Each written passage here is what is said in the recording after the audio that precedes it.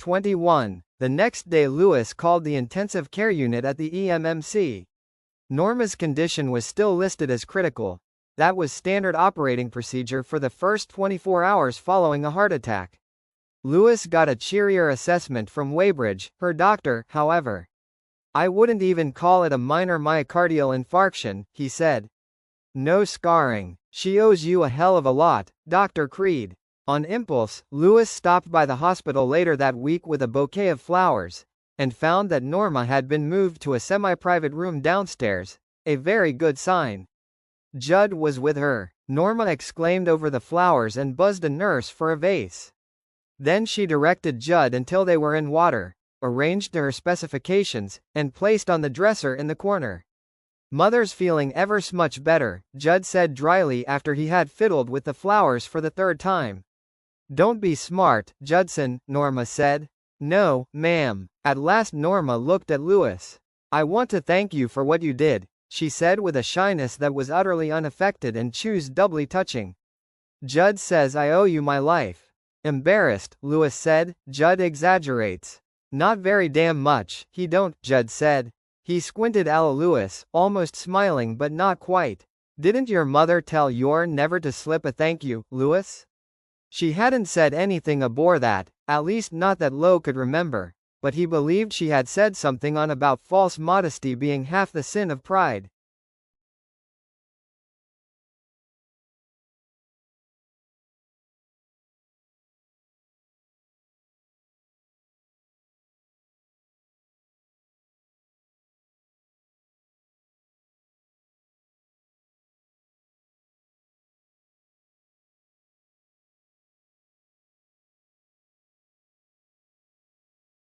"Norma," he said, "anything I could do, I was pleased to do. Sleepy again, and I can't seem to get rid of him." "You re a dear man," Norma said. "You take this man of mine out somewhere and let him buy you a glass of beer. I'm feeling quick, before she changes her mind." Judd stood up with alacrity. "Hot damn, I'll go for that, Lewis." The first snow came a week before Thanksgiving. They got another 4 inches on the 22nd of November. But the day before the holiday itself was clear and blue and cold. Lewis took his family to Bangor International Airport and saw them of Rachel's parents, on the first leg of their trip back to Chicago for a visit with. "It's not right," Rachel said for perhaps the 20th time since discussions on this matter had commenced in earnest a month ago. "I don't like thinking of you rattling around the house alone on Thanksgiving Day. That's supposed to be a family holiday, Lewis." Lewis shifted Gage, who looked gigantic and wide-eyed in his first big boy parka, to his other arm. Ellie was at one of the big windows, watching an Air Force helicopter take off. "I'm not exactly going to be crying in my beer," Lewis said. "Judd and Norma are going to have me over for turkey and all the crimmings. Hell, I'm the one who feels guilty. I've never liked these big holiday group gropes anyway. I start drinking in front of some football game at 3 in the afternoon and fall asleep at 7, and the next day it feels like the Dallas Cowgirls are dancing around and yelling boola boola inside my head.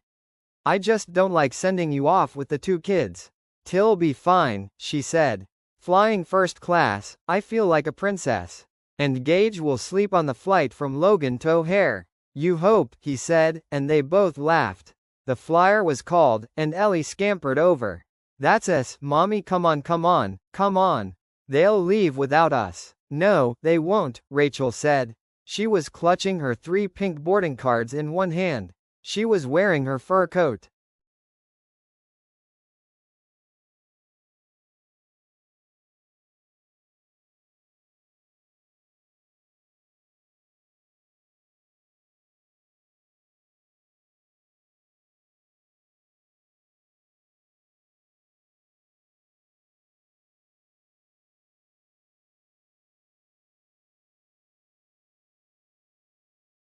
Some fake stuff that was a luxuriant brown. Probably a W supposed to look like muskrat, Lewis thought.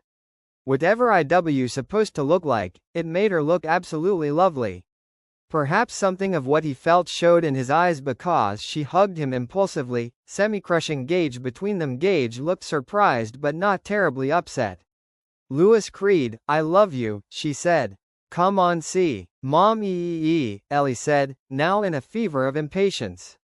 Come on. Oh, all right, she said. Be good, Louis. Tell you what, he said, grinning, Teal, be careful. Say hello to your folks, Rachel. Oh, you, she said and wrinkled her nose at him. Rachel was not fooled. She knew perfectly well why Louis was skipping this trip. Fun nay. He watched them enter the boarding ramp, and disappear from sight for the next week. He already felt homesick and lonely for them. He moved over to the window where Ellie had been, hands stuffed in his coat pockets, watching the baggage handlers loading the hold. The truth was simple. Not only Mr. but also Mrs. Irwin Goldman of Lake Forest had disliked Louis from the beginning. He came from the wrong side of the tracks, but that was just for starters. Worse, he fully expected their daughter to support him while he went to medical school, where he would almost surely flunk out. Louis could have handled all this, in fact had been doing so. Then something happened which Rachel did not know about and never would. Not from Louis, anyway. Irwin Goldman had offered to pay Louis's entire tuition through med school. The price of this scholarship, Goldman's word, was that Louis should break off his engagement with Rachel at once.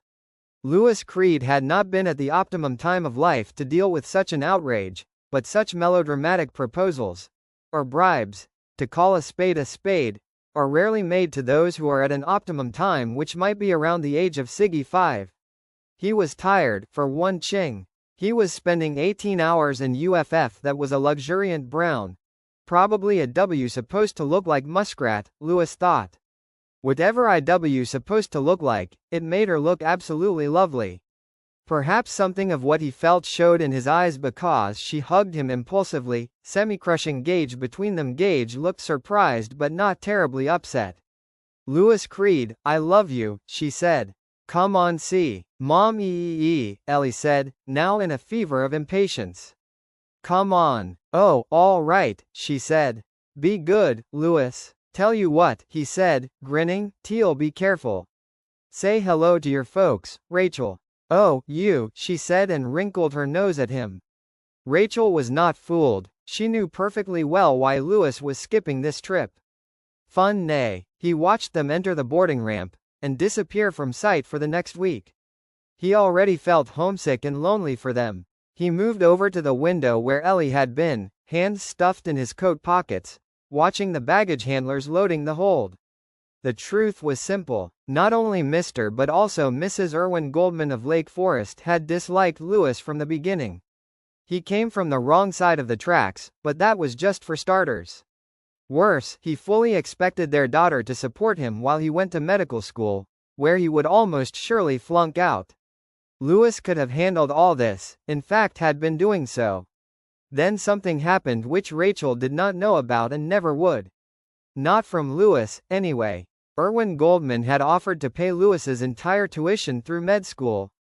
The price of this scholarship, Goldman's word, was that Louis should break off his engagement with Rachel at once. Louis Creed had not been at the optimum time of life to deal with such an outrage, but such melodramatic proposals, or bribes, to call a spade, are rarely made to those who are at an optimum time, which might be around the age of Siggy 5. He was tired, for one ching. He was spending 18 hours a week in classes, another 20 hitting the books, another 15 waiting tables in a deep dish pizza joint down the block from the Wirehall Hotel. He was also nervous. Mr. Goldman's oddly jovial manner that evening had contrasted completely with his previous cold behavior, and Louis thought that when Goldman invited him into the study for a cigar, a look had passed from him to his wife. Later, much later, when time had lent a little perspective, Louis would reflect that horses must feel much the same free-floating anxiety when they smell the first smoke of a prairie fire. He began expecting Goldman to reveal at any moment that he knew Louis had been sleeping with his daughter. When Goldman instead made his incredible offer, even going so far as to take his checkbook from the pocket of his smoking jacket like a rake in a Noel Coward farce, Louis had blown up. He accused Goldman of trying to keep his daughter like an exhibit in a museum, of having no regard for anyone but himself, and of being an overbearing, thoughtless bastard. It would be a long time before he would admit to himself that part of his rage had been relief. All of these little insights into Irwin Goldman's character, though perhaps true, had no redeeming touch of diplomacy in them. Any semblance of Noel Coward departed. If there was humor in the rest of the conversation, it was of a much more vulgar sort. Goldman told him to get out and that if he ever saw Lewis on his doorstep again, he would shoot him like a yellow dog. Lewis told Goldman to take his checkbook and plug up his ass with it. Goldman said he had seen bums in the gutter who had more potential than Lewis Creed. Lewis told Goldman he could also shove his goddamn Bank AmeriCard and his American Express Gold Card right up there beside his checkbook. None of this had been a promising first step toward good relations with the future in-laws. In the end, Rachel had brought them around after each man had had a chance to repent of the things he had said, although neither of them had ever changed his mind in the slightest about the other. There was no more melodrama, certainly no D. Smalley theatrical from this day forward. I have no daughter.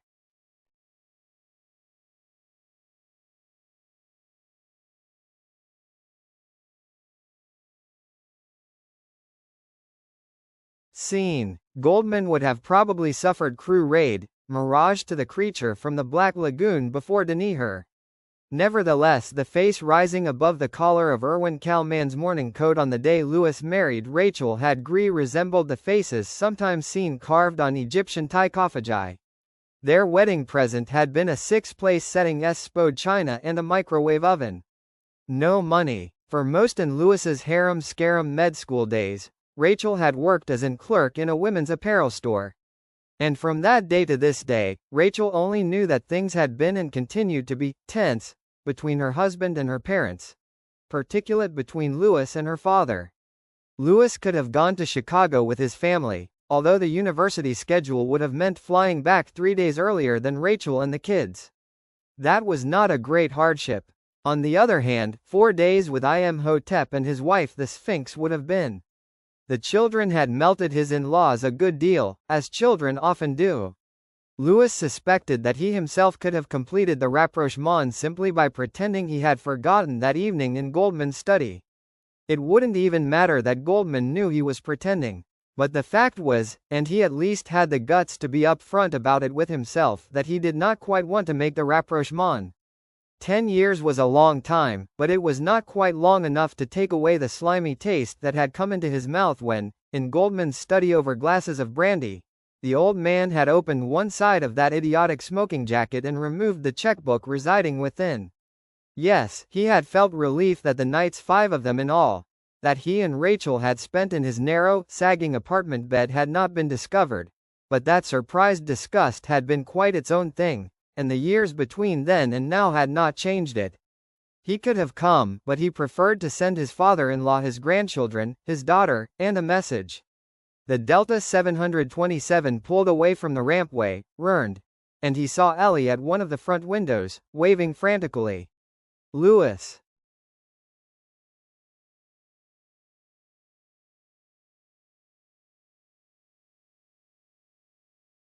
Haps seeing him, perhaps only imitating Ellie, waved back, smiling, and then someone Ellie or Rachel hiked Gage into the window.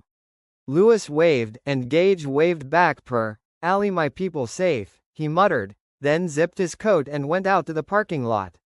Here the wind whined and zoomed with force enough to almost tear his hunter's cap off his head, and he clapped a hand to it. He fumbled with his keys to unlock its turbos thundering driver's side door of his car and then turned as the jet tossed beyond the terminal building, its nose tilted upward into the hard blue. Lewis waved again. Feeling very lonely indeed, now ridiculously close to tears. He was still feeling blue that evening when he recrossed Route 15 after a couple of beers with Judd and Norma. Norma had drunk a glass of wine, something she was allowed, even encouraged to have, by Dr. Weybridge. They had moved into the kitchen tonight in deference to the season.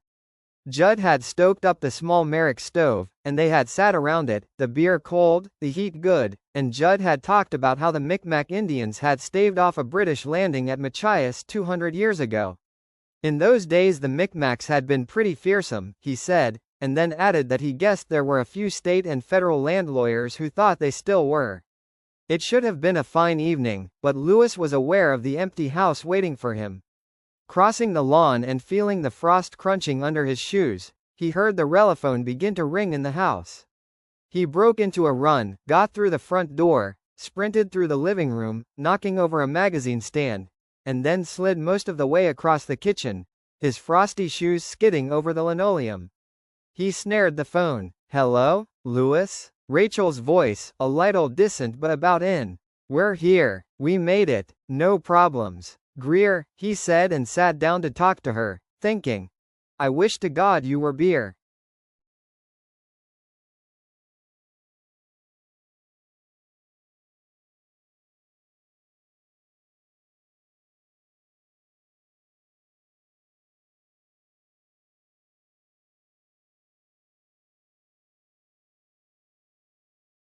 Haps seeing him, perhaps only imitating Ellie, waved back, smiling, and then someone Ellie or Rachel hiked Gage into the window.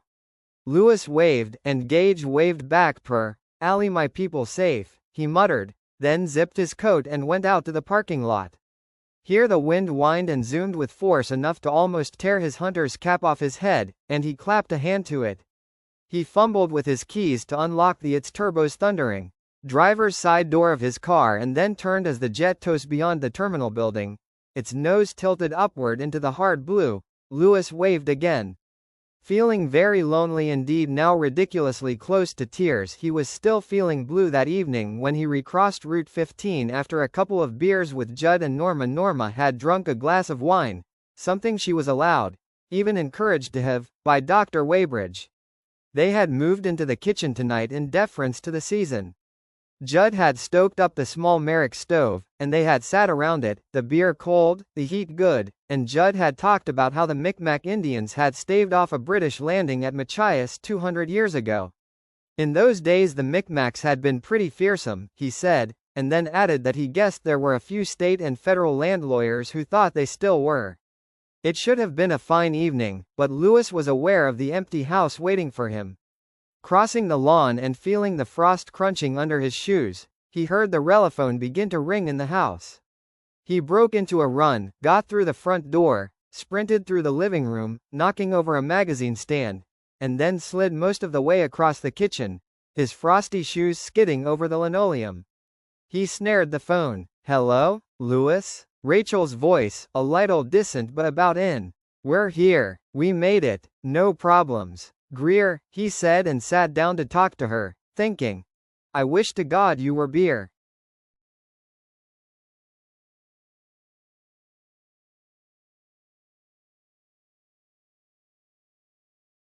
"22. The Thanksgiving dinner Judd and Norma put on was a fine one. When it was over, Louis went home feeling full and sleepy. He went upstairs to the bedroom, relishing the quiet a little, flipped off his loafers, and lay down. It was just after 3 o'clock, the day outside was lit with thin, wintry sunshine. "I'll just doze a little," he thought and fell asleep. It was the bedroom extension that woke him up. He groped for it, trying to pull himself together, disoriented by the fact that it was almost dark outside. He could hear the wind whining around the corners of the house and the faint, husky mutter of the furnace. "Hello," he said. It would be Rachel, calling from Chicago again to wish him a happy Thanksgiving. She would put Ellie on and Ellie would talk and then Gage would get on and Gage would babble and how the hell had he managed to sleep all afternoon when he had meant to watch the football game. But it wasn't Rachel, it was Judd. "Louis? 'Fraid maybe you've got a little spot of trouble." He swung out of bed, still trying to scrub the sleep out of his mind. "Judd? What trouble?" "Well, there's a dead cat over here on our lawn," Judd said. "I think it might be your daughter's." "Church?" Louis asked. There was a sudden sinking in his belly. "Are you sure, Judd?" "No, I ain't 100% sure," Judd said, "but it sure looks like him." Oh shit. I'll be right over, Judd." "All right, Louis." He hung up and just sat there for a minute longer. Then he went in and used the bathroom, put his shoes on, and went downstairs. "Well, maybe it isn't church." Judd bimself said he wasn't 100% sure. "Christ, the cat doesn't even want to go upstairs anymore unless someone carries him. Why would he cross the road?"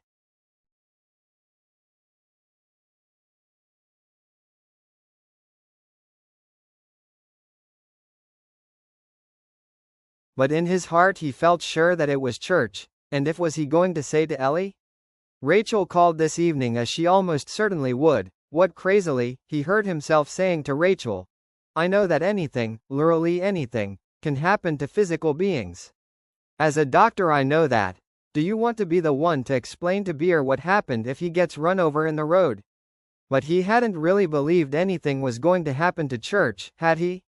He remembered one of the guys he played poker with, Wick Sullivan, asking him once how he could get horny for his wife and not get horny for the naked women he saw day in and day out. Lewis had tried to explain to him that it wasn't the way people imagined in cheer fantasies. Woman coming in to get a pap smear or to learn how to give Herschel a breast cell examination did it suddenly drop a sheet and stand there like Venus on the half-shell. You saw a breast, a vulva, a thigh. The rest was draped in a sheet, and there was a nurse in attendance, more to protect the doctor's reputation than anything else. Vicky wasn't buying it. A tit is a tit, was Wicky's thesis, and a twat is a twat. You should either be horny all the time or none of the time. All Lewis could respond was that your white's tit was different. Just like your family's supposed to be different, he thought now. Church wasn't supposed to get killed because he was inside the magic circle of the family. What he hadn't been able to make Vicky understand was that doctors compartmentalized just as cheerfully and blindly as anyone else. A tit wasn't a tit unless it was your wife's tit. In the office, a tit was a case. You could stand up in front of a medical colloquium and cite leukemia figures in children until you were blue in the face and still not believe it if one of your own kids got a call on the bone phone.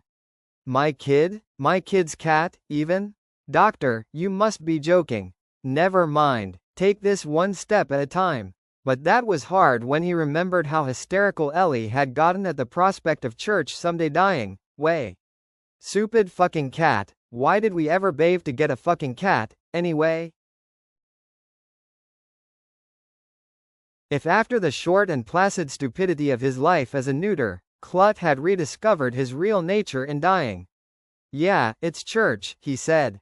T1L be damned if I know how is going to tell Ellie about it. Suddenly he had an idea. He would bury church up in the Sematary with no marker or any of that foolishness. He would say nothing to Ellie on the phone tonight about church. Tomorrow he would mention casually that he hadn't seen church around. The day after he would suggest that perhaps church had wandered off.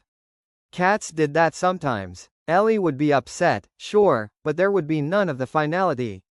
No reprise of Rachel's upsetting refusal to deal with death, just a withering away. Coward, part of his mind pronounced. Yes, no argument, but who needs this hassle? Loves that cat pretty well, doesn't she? Judd asked. Yes, Lewis said absently. He moved Church's head again. The cat had begun to stiffen, but the head still moved much more easily than it should have. Broken neck. Yeah, given that, he thought he could reconstruct what had happened. Church had been crossing the road, for what reason God alone knew, and a car or truck had hit him, breaking his neck and throwing him aside onto Judd Crandall's lawn. Or perhaps the cat's neck had been broken when he struck the frozen ground. It didn't matter. Either way the remains remained the same. Church was dead. He glanced up at Judd, about to tell him his conclusions, but Judd was looking away toward that fading orange line of light at the horizon. His hood had fallen back halfway, and his face seemed thoughtful and stern, harsh, even. Lewis pulled the green garbage bag out of his pocket and unfolded it, holding it tightly to keep the wind from whipping his away. The brisk crackling sound of the bag seemed to bring Judd back to this here and now.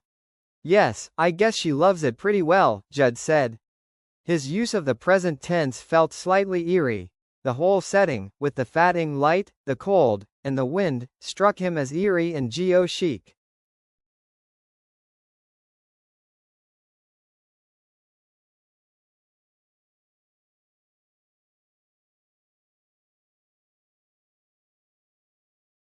Here's Heathcliff out on the desolate moors, Lewis thought. Grimm's ing against the cold. Getting ready to pop the family cat into a hay grabbed Church's tail, spread the mouth of the bag. Al lifted the car. He pulled a disgusted, unhappy face at the sound W feds like a backer of sand. The car's body made coming upright up pp as he pulled it out of the frost it had set into. The cat seemed almost unbelievably heavy, as if death had settled onto it like a physical weight. Chris, glad to be rid of that strange, unpleasant weight. Judd held the other side of the bag, and Lewis dropped Church. What are you going to do with it now? Judd asked, mourning. In the pet cemetery? Put him in the garage, guess, Lewis said. Bury him in the. Lewis shrugged. Suppose so. Going to tell Ellie? I'll have to mull that one over a while. Judd was quiet a moment longer, and then he seemed to reach a decision. Wait here a minute or two, Lewis. Judd moved away, with no apparent thought that Luce might not want to wait just a minute on this bitter night. He moved away with assurance and that lithe ease which was so strange in a man of his age. And Lewis found he had nothing to say anyway. He didn't feel much like himself. He watched Judd go, quite content to stand here. He raised his face into the wind after the door had clicked closed, the garbage bag with Church's body in it riffing between his feet. Content. Yes, he was. For the first time since they had moved to Maine, he felt that he was in his place, that he was home. Standing here by himself in the afterglow of the day, standing on the rim of Wind Terre, he felt unhappy and yet oddly exhilarated and strangely whole in a way he had not been, or could not remember feeling that he had been, since childhood.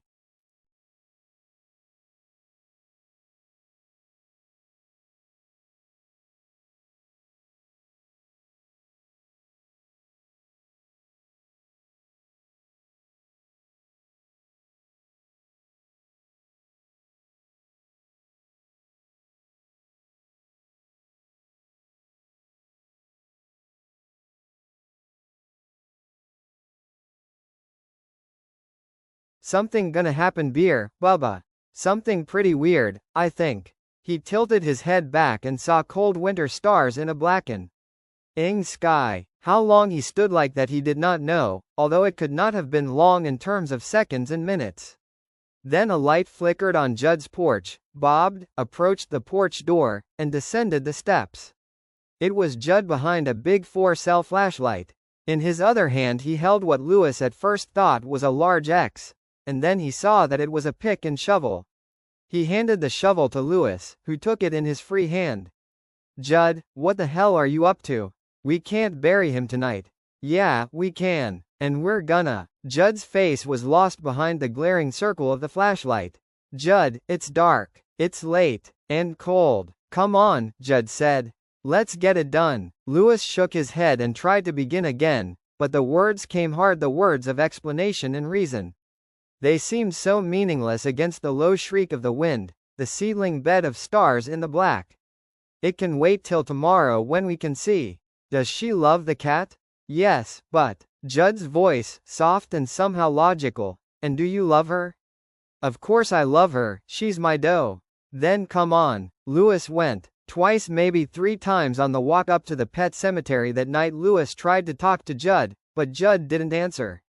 Lewis gave up. That feeling of contentment, odd under the circumstances but a pure fact, persisted. It seemed to come from everywhere. The steady ache in his muscles from carrying Church in one hand and the shovel in the other was a part of it. The wind, deadly cold, numbing exposed skin, was a part of icy. It wound steadily in the trees. Once they got into the woods, there was no snow to speak of. The bobbing light of Judd's flash was a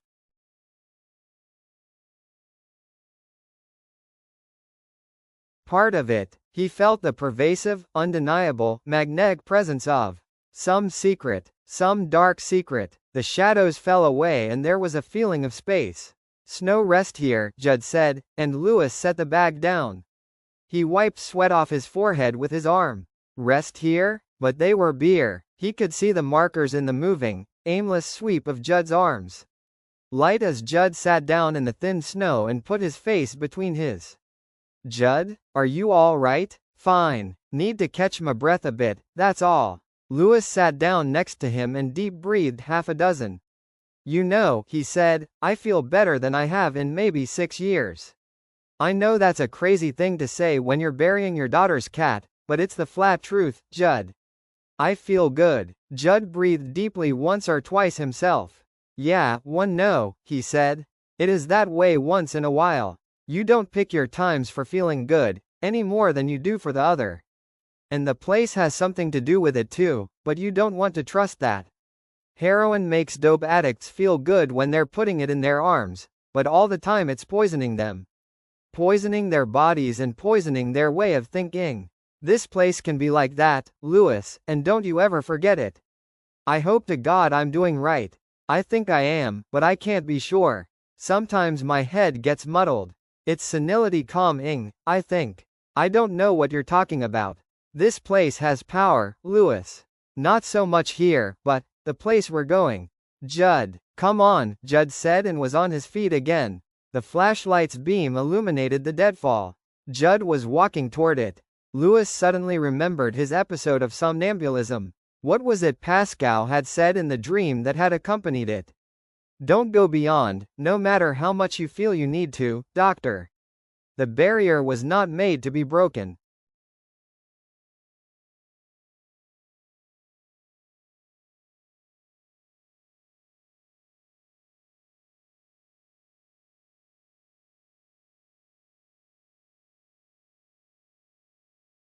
But now, tonight, that dream or warning or whatever it had been seemed years rather than months distant. Lewis felt fine and fey and alive, ready to cope with anything, and yet full of wonder. It occurred to him that this was very much like a dream. Then Judd turned toward him, the hood seeming to surround a blankness, and for one moment Lewis imagined that it was Pa Cow himself who now stood before him, that the shining light would be reversed, trained on a grinning, gibbering skull framed in fur, and his fear returned like a dash of cold water. Judd, he said, we can't climb over that. We'll each break a leg and then probably freeze to death trying to get back. Just follow me, Judd said. Follow me and don't look down. Don't hesitate and don't look down. I know the way through, but it has to be done quick and sure. Lewis began to think that perhaps it was a dream, that he had simply never awakened from his afternoon nap. If I was awake, he thought, I'd no more beat up that deadfall than I'd get drunk and go skydiving. But I'm going to do it. I really think I am. So, I must be dreaming, right? Judd angled slightly left, away from the center of the deadfall. The flash's beam centered brightly on the jumbled heap of bones, fallen trees and old logs. The circle of light grew smaller and even brighter as they approached. Without the slightest pause, without even a brief scan to assure himself that he was in the right place, Judd started up. He did not scramble, he did not climb bent over, the way a man will climb a rocky hillside or a sandy slope. He simply mounted, as if climbing a set of stairs. He walked like a man who knows exactly where his next step is coming from. Lewis followed in the same way. He did not look down or search for footholds. It came to him with a strange but total surety that the deadfall could not harm him unless he allowed it to. It was a piece of utter assholery, of course, like the stupid confidence of a man who believes it's safe to drive when totally shit-faced as long as he's wearing his St. Christopher's medallion. But it worked.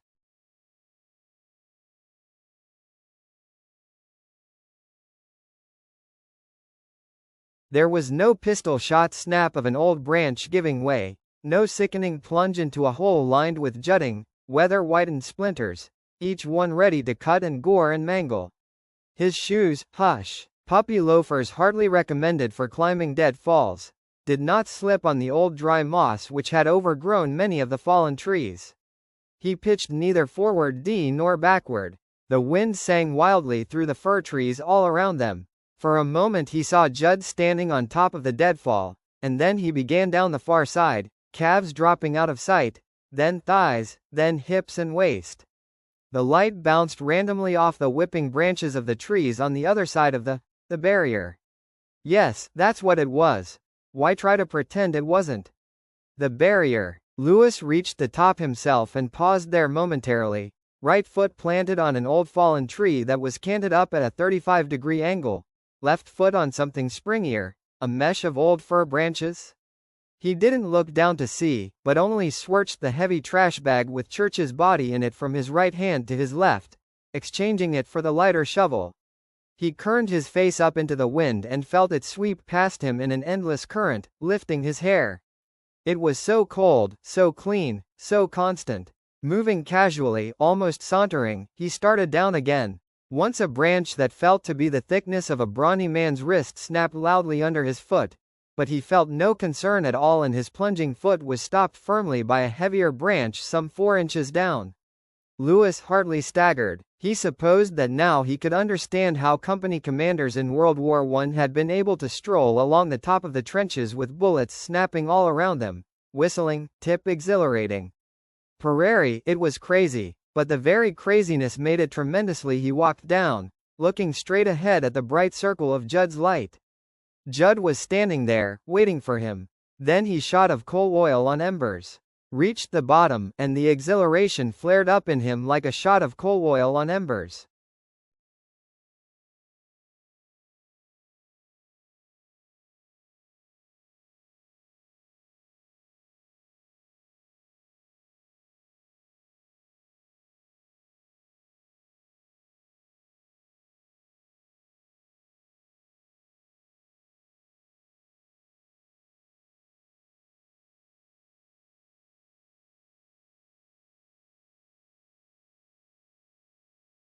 "We made it," he shouted. He put the shovel down. Clapped Judd on the shoulder. He remembered climbing an tree to the top fork where it swayed in the wind like a ship's maw. He had not felt so young or so viscerally alive in 20 years more. "Judd, we made it. Did you think we wouldn't?" Judd asked. Lewis opened his mouth to say something. "Think we won. We're damn lucky we didn't kill ourselves," and then he shut it again. He had never really questioned at all, not from the moment Judd approached the deadfall. And he was not worried about getting back over again. "I guess not," he said. "Come on. Got a piece to walk yet." 3 miles or more. They walked. The path did indeed go on. In places it seemed very wide, although the moving light revealed little clearly. It was mostly a feeling of space, a feeling that the trees had drawn back.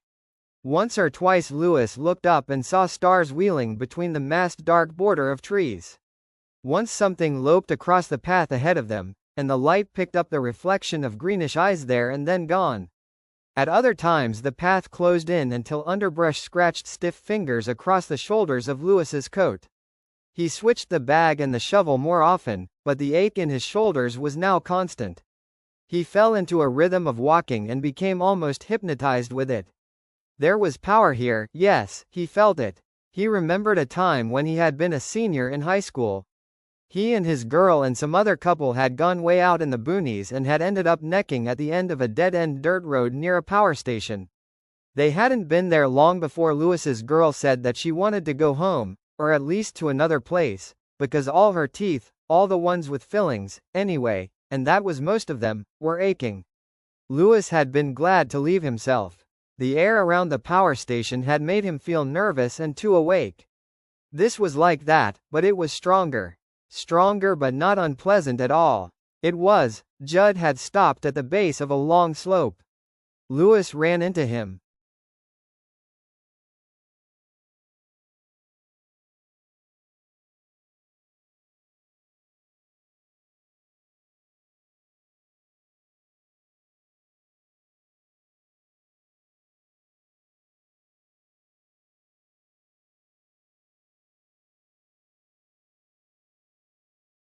"Felt us going downhill?" Judd cured toward him.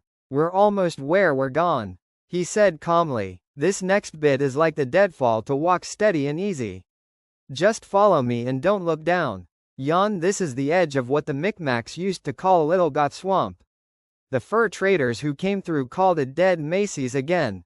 Bog, and most of them who came once and got our never came.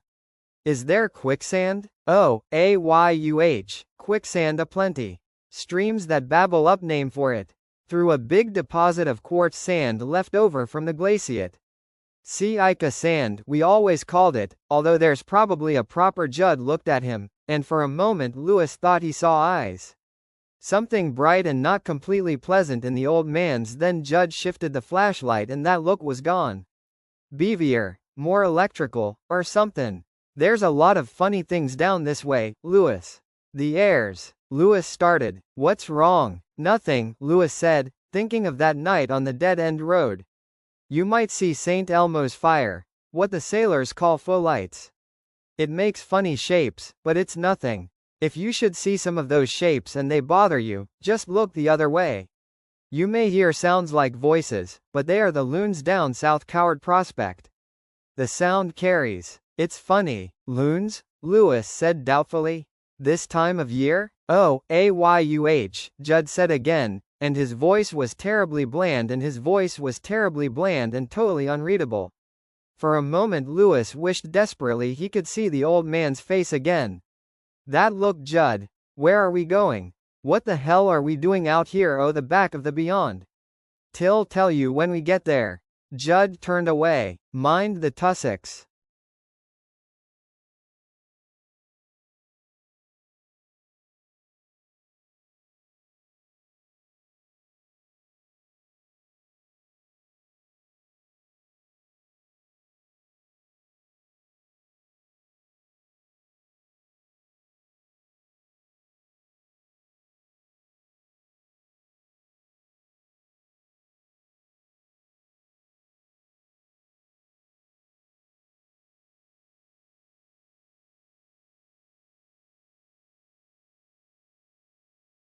They began to walk again, stepping from one broad hummock to the next. Lewis did not feel for them. His feet seemed to find them automatically, with no effort from him. He slipped only once, his left shoe breaking through a thin scum of ice and dipping into cold and somehow slimy standing water. He pulled it out quickly and went on, following Judd's bobbing light. That light, floating through the woods, brought back memories of the pirate tales he had liked to read as a boy. Evil men off to bury gold doubloons by the dark of the moon. And of course one of them would be tumbled into the pit on top of the chest, a bullet in his heart, because the pirates had believed, or so the authors of these lurid tales solemnly attested, that the dead comrade's ghost would remain there to guard the swag. Except it's not treasure we've come to bury. Just my daughter's castrated cat. He felt wild laughter bubble up inside and stifled it. He did not hear any sounds like voices, nor did he see any St. Elmo's fire, but after stepping over half a dozen tussocks, he looked down and saw that his feet, calves, knees, and lower thighs had disappeared into a ground fog that was perfectly smooth, perfectly white, and perfectly opaque. It was like moving through the world's lightest drift of snow. The air seemed to have a quality of light in it now, and it was warmer, he could have sworn it. He could see Judd before him, moving steadily along, the blunt end of the pick hooked over his shoulder. The pick enhanced the illusion of a man intent on burying treasure. That crazy sense of exhilaration persisted, and he suddenly wondered if maybe Rachel was trying to call him, if, back in the house, the phone was ringing and ringing, making its rational, prosaic sound.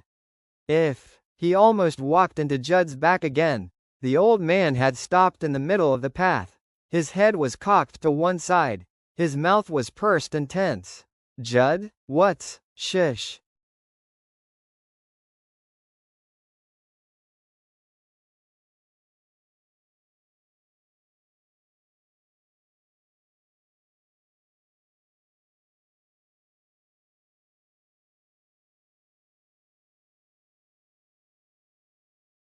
Lewis hushed, looking around uneasily. Here the ground mist moving there, something big. Was thinner, but he still couldn't see his own shoes. Then he heard underbrush and breaking branches. Something was. He opened his mouth to ask Judd if it was a moose, bear was the again. The sound carries, Judd had said. Thought that actually crossed his mind, and then he closed it. He cocked his head to one side in unconscious imitation of Judd, unaware that he was doing it, and listened. The sound seemed at first distant, then very close, moving away and then moving ominously toward them. Lewis felt the sweat on his forehead begin to trickle down his chapped cheeks. He shifted the hefty bag with Church's body in it from one hand to the other. His palm had dampened, and the green plastic seemed greasy, wanting to slide through his fist. Now the thing out there seemed to be so close that Lewis expected to see its shape at any moment, rising up on two legs, perhaps, blotting out the stars with some unthought of, immense and shaggy body.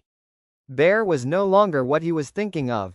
Now he didn't know just what he was thinking of. Then it moved away and disappeared. Lewis opened his mouth again, the words "what was that?" already on his tongue. Then a shrill, maniacal laugh came out of the darkness, rising and falling in hysterical cycles, loud, piercing, chilling. To Lewis it seemed that every joint in his body had frozen solid and that he had somehow gained weight, so much weight that if he turned to run he would plunge down and out of sight in the swampy ground. The laughter rose, split into dry cackles like some rottenly friable chunk of rock along many fault lines. It reached the pitch of one scream, then sank into a guttural chuckling that might have become sobs before it faded out altogether.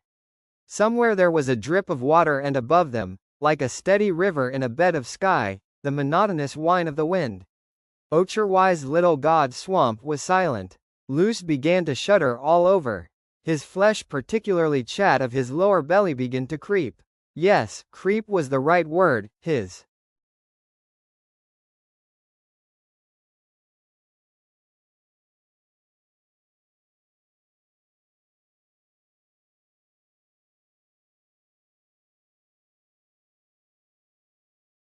flesh actually seemed to be moving on his body. His mouth was totally dry. There seemed to be no spit at all left in it. Urchar feeling of exhilaration persisted, an unshakable lunacy. What in Chris's name? He whispered hoarsely to Judd. Judd turned to look at him, and in the dim light Lewis thought the old man looked 120. There was no sign of that odd, dancing light in his eyes now. His face was drawn, and there was stark terror in his eyes. But when he spoke, his voice was steady enough. Just a loon, he said. Come on. Almost there. They went on. The tussocks became firm ground again. For a few moments Lewis had a sensation of open space, although that dim glow in the air had now faded, and it was all he could do to make out Judd's back 3 feet in front of him. Short grass stiff with frost was underfoot. It broke like glass at every step. Then they were in the trees again. He could smell aromatic fir, feel needles. Occasionally a twig or a branch scraped against him. Lewis had lost all sense of time or direction, but they did not walk long before Judd stopped again and turned toward him. Steps here, he said.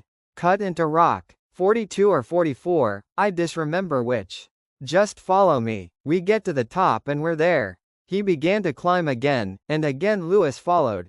The stone steps were wide enough, but the sense of the ground dropping away was unsettling. Here and there his shoe gritted on a strew of pebbles and stone fragments. 12, 13, 14. The wind was sharper, colder, quickly numbing his face. Are we above the tree line? He wondered. He looked up and saw a billion stars, cold lights in the darkness. Never in his life had the stars made him feel so completely small, infinitesimal, without meaning. He asked himself the old question, is there anything intelligent out there? And instead of wonder, the thought brought a horrid cold feeling, as if he had asked himself what it might be like to ear a handful of squirming bugs. 26, 27, 28.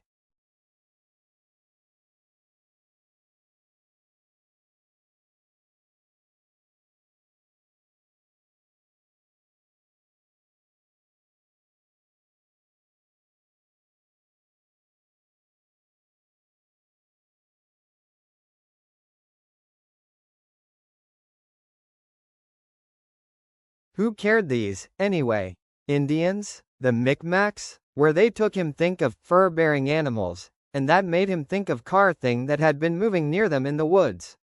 One foot stumbled, and he raked a gloved hand along the rock wall to his left for balance. The wall felt old, chipped and channeled and wrinkled. Like dry skin that's almost worn out, he thought. You all right, Lewis? Judd murmured. I'm okay, he said, although he was nearly out of breath and his muscles throbbed from the weight of church in the bag. 42, 43, 44, 45, Judd said. I've forgot. Haven't been up here in 12 years, guess. Don't suppose I'll ever have a reason to come again. Here, up you come and up you get. He grabbed Lewis's arm and helped him up the last step. We're here, Judd said. Lewis looked around. He could see well enough. The starlight was dim but adequate. They were standing on a rocky, rubble-strewn plate of rock which slid out of the thin earth directly ahead like a dark tongue.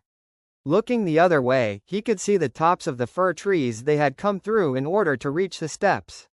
They had apparently climbed to the top of some weird, flat-topped mesa, a geological anomaly that would have seemed far more normal in Arizona or New Mexico. Because the grass over top of the mesa, or hill, or truncated mountain, or whatever it was bare of trees, the sun had melted the snow here. Turning back to Judd, Lewis saw dry grasses bending before the steady wind that blew coldly in his face, and saw that it was a hill, not an isolated mesa. Ahead of them the ground rose again toward trees. But this flatness was so obvious, and so odd in the context of New England's low and somehow tired, tool-bearing Indians, his mind suddenly spoke up. "Come on," Judd said and led him 25 yards toward the CES. The wind blew hard up here, but it felt clean. Lewis saw a number of shapes just under the gloom cast by the trees which were the oldest, tallest firs he had ever seen. The whole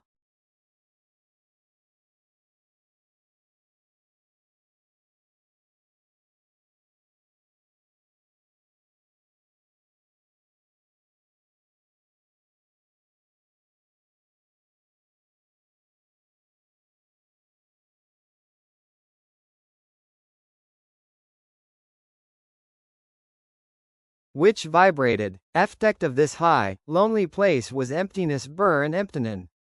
Micmacs sanded off the top of the hill here, Judd said. No one. The dark shapes were cairns of stones. Knows how, no more than anyone knows how the Mayans built their pyramids. And the Micmacs have forgot themselves, just like the Mayans have. Why? Why did they do it? This was their burying ground, Judd said. I brought you here so you could bury Ellie's cat here. The Micmacs didn't discriminate, you know. They buried their pets right alongside their owners. This made Lewis think of the Egyptians, who had gone that one better. They had slaughtered the pets of royalty so that the souls of the pets might go along to whatever afterlife there might be with the souls of their masters. He remembered reading about the slaughter of more than 10,000 domestic animals following the decease of one pharaoh's daughter. Included in the tally had been 600 pigs and 2,000 peacocks. The pigs had been scented with attar of roses, the dead lady's favorite perfume, before their throats were cut. And they built pyramids too. No one knows for sure what the Mayan pyramids are for, navigation and chronography. Some say, like Stone Bengabu, we know damn well what the Egyptian pyramids were and are. Great monuments to death, the world's biggest gravestones. Here lies Ramses II, he was obedient, Lewis thought, and uttered a wild, helpless cackle. Judd looked at him, unsurprised. Go on and bury your animal, he said. I'm gonna have a smoke. I'd help you, but you got to do it yourself. Each buries his own. That's the way it was done then. Judd, what's this all about? Why did you bring me here? Because you saved Norma's life, Judd said, and although he sounded sincere, and Lewis was positive he believed himself sincere, he had a sudden, overpowering sense that the man was lying. Or that he was being lied to and then passing the lie on to Lewis. He remembered that look he had seen, or thought he had seen, in Judd's eye.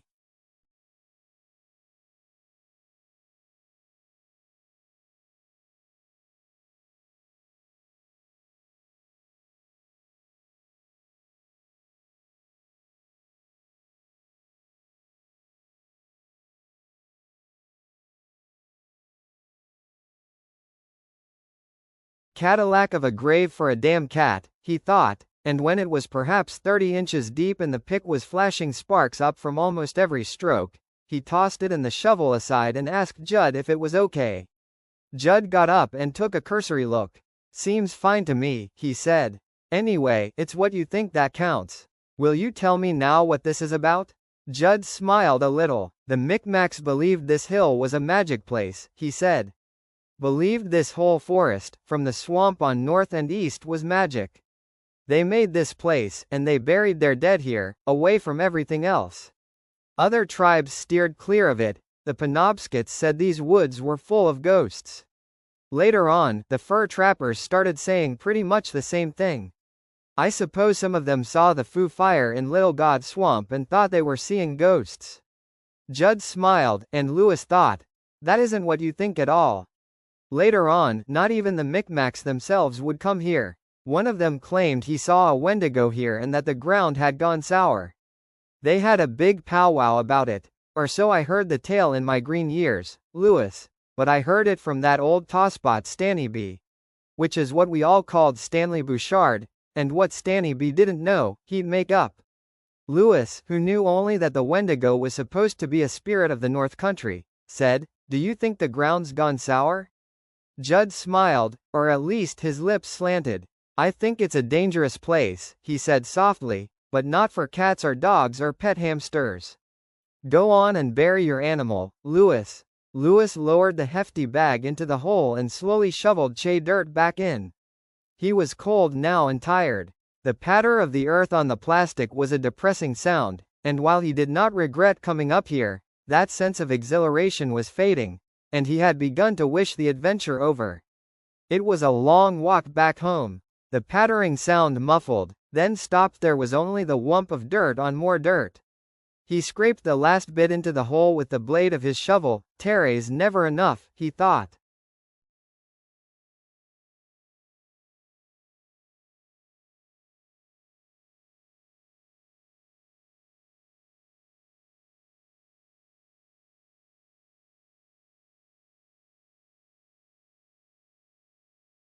Recalling something his undertaker uncle had said to him at least. Asterisk 1,000 years ago, never enough to fill the bowl up again and then. Your cairn, Judd said. Look, Judd, I'm pretty tired and it's Ellie's car, implacable. She'd want you to do it right. Lewis sighed. I suppose she would, he said. Judd said, and his voice, although soft, was. It took another 10 minutes to pile up the rocks Judd handed him, one by one. When it was done, there was a low, conical pile of stones on Church's grave, and Lewis did indeed feel a small, tired pleasure. It looked right, somehow, rising with the others in the starlight. He supposed Ellie would never see it. The thought of taking her through that patch of swamp where there was quicksand would make Rachel's hair turn white, but he had seen it, and it was good. Most of these have fallen over, he said to Judd, standing and brushing at the knees of his pants. He was seeing more clearly now, and in several places he could clearly make out scattered strews of loose stones. But Judd had seen to it that he built his own cairn only from stones taken from the grave he himself had dug. Judd said. Told you, the place is old. Are we done now? He clapped Lewis on the shoulder. You did good, Lewis. I knew you would. Let's go home. Judd, he began again, but Judd only grabbed the pick and walked off toward the steps. Lewis got the shovel, had to trot to catch up, and then saved his breath for walking. He looked back once, but the cairn marking the grave of his daughter's cat Winston Churchill had melted into the shadows, and he could not pick it out. We just ran the film backward, Lewis thought tiredly as they emerged from the woods and into the field overlooking his own house some time later. He did not know how much later. He had taken off his watch when he had lain down to doze that afternoon, and IR would still be there on the windowsill by his bed. He only knew that he was beat, used up, done in. He could not.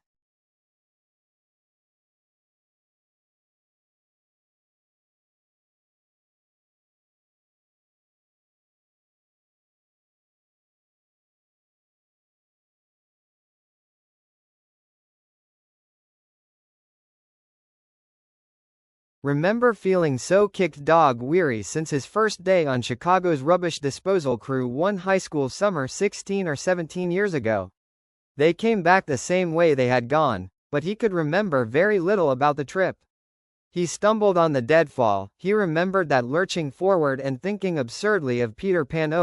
Jesus, I lost my happy thoughts and down I come, and then Judd's hand had been there, firm and hard, and a few moments later they had been trudging past the final resting places of Smucky the cat and Trixie and Marta our pet rabbit and onto the path he had once walked not only with Judd but with his whole family. It seemed that in some weary way he had pondered the dream of Victor Pascal, the one which had resulted in his somnambulist tic episode, but any connection between that night walk and this had eluded him. It had also occurred to him that the whole adventure had been dangerous, not in any melodramatic Wilkie Collins sense but in a very real one. That he had outrageously blistered his hands while in a state that was nearly somnambulistic was really the least of it. He could have killed himself on the deadfall. Both of them could have. It was hard to square such behavior with sobriety. In his current exhaustion, he was willing to ascribe it to confusion and emotional upset over the death of a pet the whole family had loved. And after a time, there they were, home again. They walked toward it together, not speaking, and stopped again in Lewis's driveway. The wind moaned and whined. Wordlessly, Lewis handed Judd his pick. "I'd best get across," Judd said at last. "Luella Bisson or Ruthie Parks will be bringin' Norma home and she'll wonder where the hell I am." "Do you have the time?" Lewis asked. He was surprised that Norma wasn't home yet. In his muscles it seemed to him that midnight must have struck. "And then I let her go." "Oh, ayuh," Judd said. "I keep the time as long as I'm dressed and then I let her go."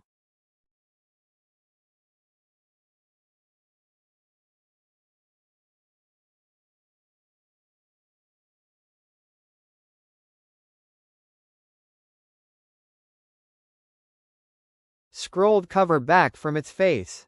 He fished a watch out of his pants pocket and flicked the. "It's gone 8:30, he said and snapped the cover closed. 8:30? Lewis repeated stupidly. "That's all? How late did you think it was?" Judd asked. "Later than that," Lewis said. "I'll see you tomorrow, Lewis," Judd said and began to move away. "Judd?" He turned toward Lewis, mildly questioning. "Judd, what did we do tonight?" "Why, we buried your daughter's cat." "Is that all we did?" "Nothing but that," Judd said. "You're a good man, Lewis, but you ask too many questions. Sometimes people have to do things that just seem right. That seem right in their hearts, I mean. And if they do those things and then end up not feeling right, full of questions and sort of like they got indigestion, only inside their heads instead of in their guts, they think they made a mistake. Do you know what I mean?" "Yes," Lewis said, thinking that Judd must have been reading his mind as the two of them walked downhill through the field and toward the house lights. "What they don't think is that maybe they should be questioning those feelings of doubt before they question their own hearts," Judd said, looking at him closely. "What do you think, Lewis?" "I think," Lewis said slowly, "that you might be right. And the things that are in a man's heart, it don't do him much good to talk about those things, does it?" "Well, no," Judd said, as if Lewis had simply agreed. "It don't," and in his calm voice that was so sure and so implacable, in that voice which somehow put the chill through Lewis, he said, "They are secret things. Women are supposed to be the ones good at keeping secrets, and I guess they do keep a few, but any woman who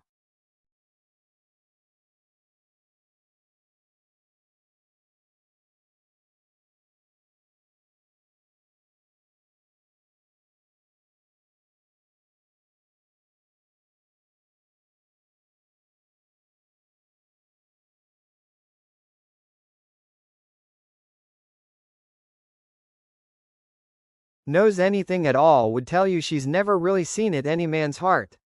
The soil of a man's heart is stonier, Lewis, the soil up there in the old Micmac burying ground. Bedrock, close. A man grows what he can, and he tends it. Judd underscore. Don't question, Lewis. Accept what's done and follow your heart. But nothing. Accept what's done, Lewis, and follow your Bayard. We did what was right this time, at least. I hope to Christ it was right. Another time it could be wrong, wrong as hell. Will you at least answer one question? Well, let's hear what it is, and then we'll see. How did you know about that place? This question had also occurred to Lewis on the way back, along with the suspicion that Judd himself might be part Micmac, although he did not look like it. He looked as if every one of his ancestors had been 100% card-carrying Anglos. "Why, from Stanny B," he said, looking surprised. "He just told you?" "No," Judd said. "It isn't the kind of place you just tell somebody about. I buried my dog Spot up there when I was 10. He was chasing a rabbit, and he run on some rusty barbed wire.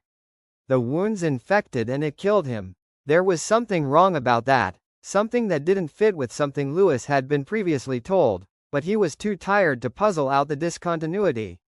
Judd said no more, only looked at him from his inscrutable old man's eyes. "Good night, Judd," Lewis said. "Good night." The old man crossed the road, carrying his pick and shovel. "Thanks," Lewis called impulsively. "Heard." Judd didn't turn, He only raised one hand to indicate he hadn't in the house. Suddenly, the telephone began to ring.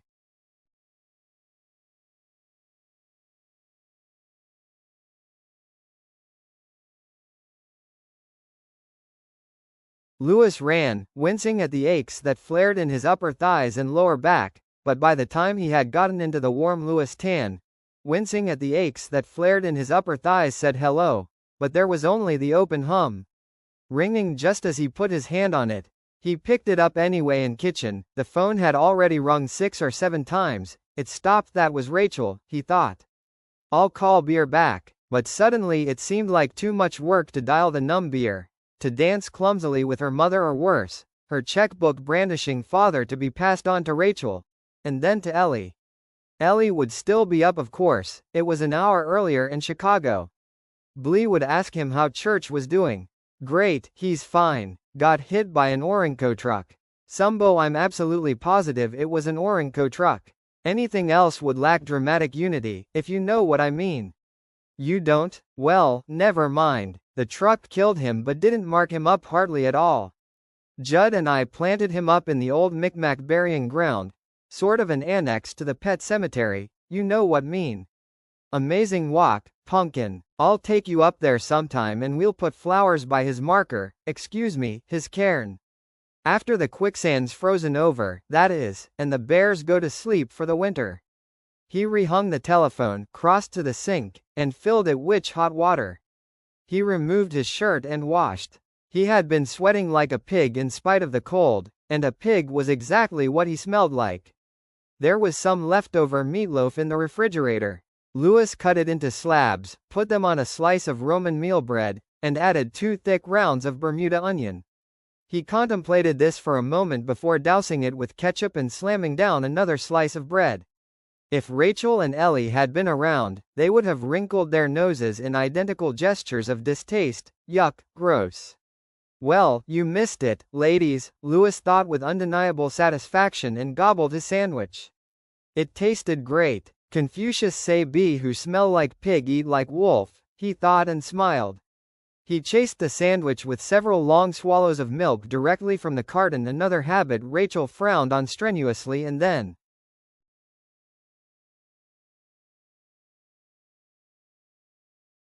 he went upstairs, undressed, and got into bed without even washing his teeth.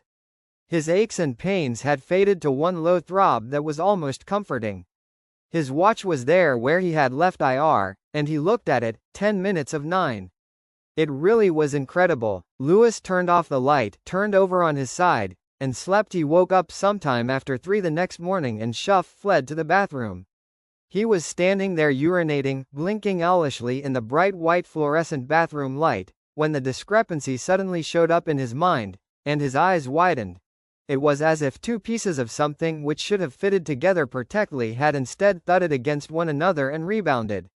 Tonight Judd had told him that his dog had died when he was 10, had died of infection after being scraped up in a snarry of rusty barbed wire. But on the late summer day when all of them had walked up to the pet cemetery together, Judd said that his dog had died of old age and was buried there. He had even pointed out the marker, although the years had worn the inscription away. Louis flushed the toilet, turned out the light, and went back to bed. Something else was wrong, as well, and in a moment he had it. Judd had been born with the century, and that day at the pet cemetery he had told Louis his dog had died during the first year of the Great War. That would have been when Judd was 14, if he had meant when the war actually started in Europe. When he was 17, if he had meant when America entered the war. But tonight he had said that Spot died when he, Judd, was 10. Well, B's an old man, and old men get confused in their memories, he thought uneasily. He's said himself that he's noticed signs of increasing forgetfulness, groping for names and addresses that used to come to Bim easily, sometimes getting up in the morning and having no memory of the chores B planned to do just the night before. For a man of his age, B's getting off pretty goddamned light. Senility's probably too strong a word for it in Judd's case. Forgetfulness is actually better, more accurate. Nothing too surprising about a man forgetting when a dog died some 70 years ago. Or the circumstances in which it died, for that matter.